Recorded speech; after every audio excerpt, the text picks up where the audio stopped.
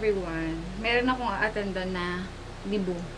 Actually, dibu yun ang aking apo. Yes, meron akong apo.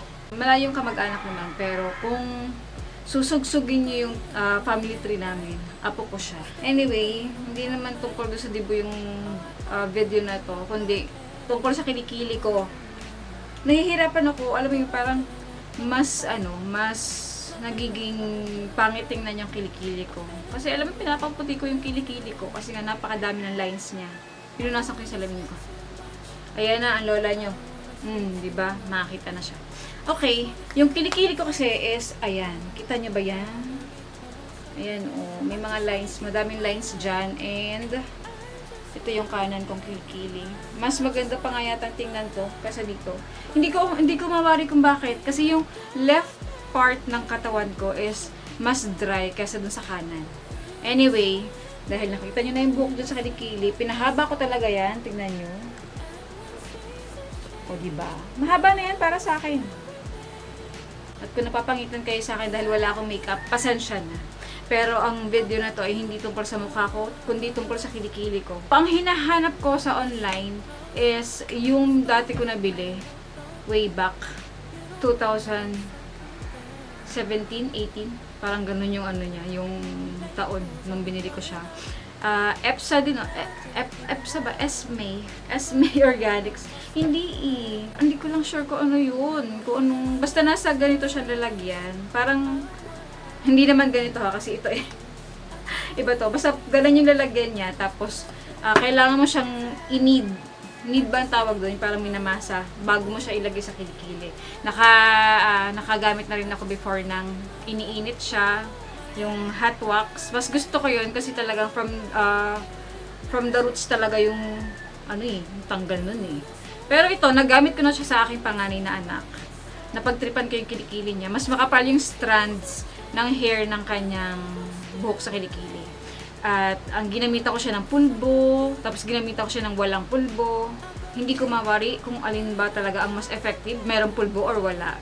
Pero ngayon, gagamitin ko siya and kakaligo ko lang guys. Tagtuyo lang ako ng hair. And yan nga, ito nga yung gagamitin natin. This is from Esme Organics Hair Vegan Sugar Hair Removal Soft Wax. No need to heat. Alam mo yung nakalagay dito, no need to heat. Pero parang feeling ko, kailangan mo siyang i-heat. Kasi ang tigas to niya. So anyway, meron siyang kasamang dalawang spatula. Spatula ba tawag dito? Ayan, yung parang sa drumstick. Tapos meron siyang mangilan-ngilan na wax paper. Ha? Wax paper ba tawag dito? Basta pang tanggal ng itong ating wax sa kilikili. So, naligo na ako and malinis yan. Wala nga lang yung deodorant kasi feeling ko hindi siya mag-take effect pag meron siyang deodorant. Before waxing, make sure your hair is about 1/8 to 1/4 of an inch long. So, kailangan daw medyo may kahabaan. And sa palagay ko naman is, siguro parang half an inch na yata yan. Hindi ko lang sure. Pero nakalagay naman dito is 1/8 to 1/4 of an inch long. If hair is longer, ititrim nyo daw siya to make it shorter. Apply the soft wax in a thin layer in the opposite direction of your hair growth. So, kung pag ganun yung buhok nyo, pag ganun nyo siya i-apply. Tama ba? Ano daw opposite direction. Kung pag ganun siya, pag ganun mo siya i-apply. Okay, so ginawa ko naman yun dun sa aking anak and di masyadong nag-effect sa kanya. Pero sa akin gagamitin ko. Kasi yung buhok ko sa kilikili ay hindi ganun kapal, kagaya na sa kanya. So, thin layer lang daw. And nakalagay din dito na do not put too much on your skin as it will not stick to the strip cloth. Ganito siya. Look. Ayan, ganun siya. Siguro ganito lang yung aking ilalagay. Tama na ba yan? O yung buhok ko is pataas siya. So, pababa.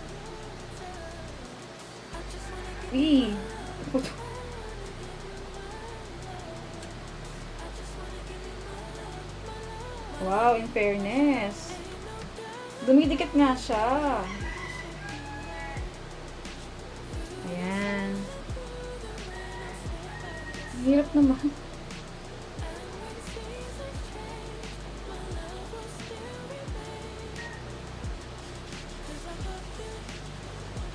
Dilim ba? Ang ulan kasi. Nakikita tuloy yung redness ng mukha ko para ko uminom ng alak. Immediately place the strip cloth by pressing it firmly over the wax. Rub it back and forth a few times to make sure it will adhere to each other well. To each other. Okay, so yan. Sige, dikit natin pa siya kahit nangangalay na ako. Quickly remove the wax strip off in the same direction of the hair growth. So kung pataas siya, pataas mo rin siyang iaano. Kasi sa akin pa ganun. Nung ginamit ko sa anak ko. Okay, same direction. Hindi opposite direction. Okay. Tatanggalin natin to. 1, 2. Uy! Hoy, in fairness, ang galing.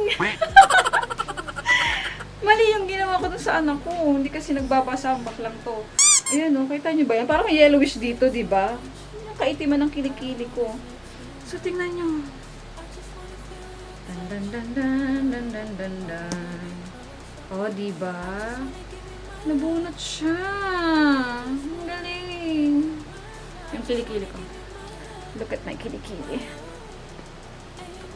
O, diba? May mangilan-ngilan na lang. Siguro mga 4 na piraso na lang ng buhok. Ang kailangan nating i-tweezer. So, very nice. Very nice. Try pa natin siyang ilagay kaya ulit. Tingnan natin kung mabubunot pa yung iba. Pero hindi. So, ganun pala yung gagawin ko. Sorry naman. Akala ko hindi ka gumagana. Gumagana ka pala. Kasi nahirapan ako sa pag-tweezer nung pagpaplak nung buhok niya sa kilikili. Yung natira. Kasi siguro talagang makapal yung strand. So, kailangan daw manipis. Okay? Tanggalin ulit natin. 1, 2. Wala na. Yun na yung pinaka-ano. Kukuha lang ako ng wipes. So, nakakangalay siya, no? Yung kabila naman. Pak. Diba? Yan naman ang kailangan natin alisin. Diyan. Okay. Siguro sapat na to. Okay. So, ganito yung lalagay ko sa aking kilikili. Sabi, opposite direction ng ilapit natin ang camera. At yung aking salamin. Yan.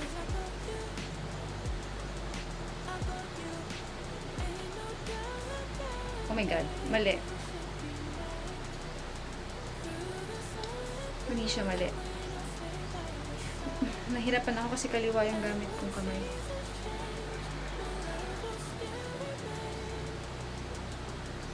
Wala tayong magagawa kundi mag same direction na lang.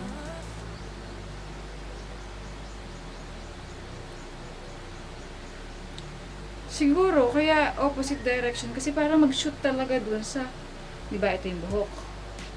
Tapos, mamaya na nga mag-chika. Tanggalin mo natin to. So, pag bubunutin, same direction ng hair growth. Nakakangalay. Kaya siguro nga ay opposite direction para mag-shoot talaga yung product. Kasi 'di ba, kunyari ito yung ganito yung direction ng buhok mo. Kung ilalagay mo siya ng pag ganito, ay hindi malalagay yung ilalim. Ganun yung nasa isip ko ha.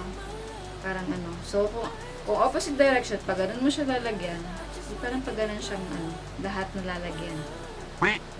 May sense ba yung sinasabi ko? Okay, same direction ng hair growth. Okay, 1, 2. Yan ang sinasabi ko, Maria Crista.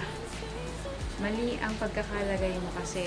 May nakuha siya pero hindi ganun kadami. Ayan o. Makikita nyo dito. Sa kilikili ko, mayroon pa mga mangilang-ngilang buhok. Okay, so ulit-ulit. Pero kailangan ko siyang tanggalin kasi mahirap siyang ilagay. Mahirap mag-reapply pag medyo alam niyo yun. Dapat kasi dito ko ilalagay. Starting point. Tapos punta doon. Siya, may starting point. Okay, patuyuin mo muna ang kilikili mo. Tingnan mo naman ng mga chat sa akin. Dito ko talaga tinitingnan sa cellphone, sa relo ko. Para hindi ko agad nasisin. Wait lang, hindi pa naman siya tuyo. Look. Kita nyo ba? Kita nyo ba yan? Si Justin Salceda, kailan ang nomo natin, ate? Di ba? Kung maubos yung ganito ninyo, may nabibili naman guys sa sa Watsons, sa SM beauty section, meron doon. Mahahaba na nga lang yung nakikita ko before kasi. And alam niyo ba, gusto ko ring maranasang magpa-wax ng binti kasi yung binti ko po ay binti ng lalaki. Punong-puno ko ng balahibo sa binti. Okay, so dito tayo mag-start. Hindi siya tumitikit eh.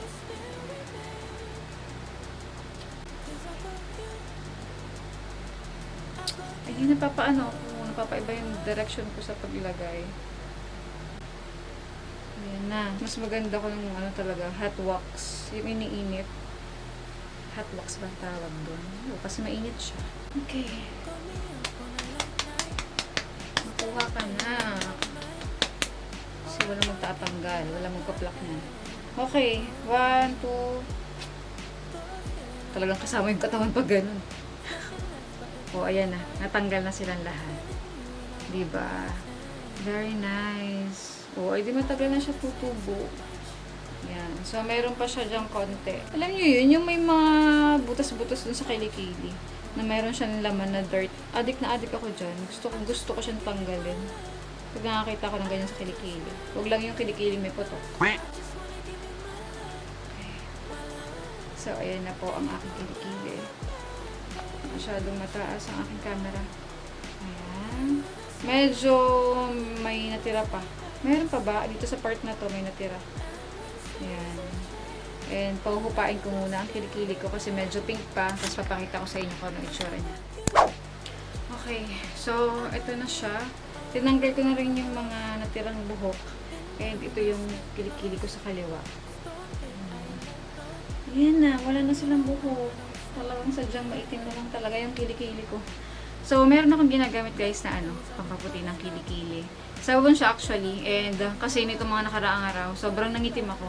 Kasi nga, summer na. Tapos laging naka-hello si Haring Araw. At yung sasakyan namin, ay yung tint niya kasi hindi siya black or medium black. Talagang clear lang siya. Kaya yun, sunog na sunog ako. Pero yung sabon na yun, naibalik yung kulay ko. Kahit paano. Ayan. Hindi lang siya masyadong halata sa camera kasi nga, naiiba na yung kulay sa camera. So, anyway, itong product na to is sobrang ganda. And you should try. Ilalagay ko sa description box yung link kung saan ko siya nabili. And mura lang to guys. Oo, mura lang. Hindi naman siya lalagpas ng 300, I guess. Hindi ko na kasi matandaan kung magkano yun. And hindi naman ako nag-review ng mga binili ko. Pero mamaya, habang nag-edit ako, check ko syempre yung presyo niya, yung link kung saan ko siya nabili. And, yun. Sana nagustuhan niyo itong video na to and sana nakatulong sa inyo. Kung meron lang kayong questions, mag-comment lang kayo tapos sasagutin ko yan sa abot ng aking mga kaya. And alam nyo, meron ako napapansin na mga videos ko na matagal na panahon na pero may nagko-comment pa din. And hindi ko sila nasasagot pero pag kaya ko naman talaga, sinasagot ko. Kasi guys, busy na ang bakla. Kasi meron ako pinag-aaral na dalawang anak ko. Yung isa is college, yung isa is grade 12. So, third year college and yung isa is grade 12. So, sa susunod na pasukan ulit, parehas na silang college, diba? So, doble kayod tayo. So, yun lang guys. Thank you for watching this video and I hope to see you again on my next one. Bye! I just wanna feel your touch.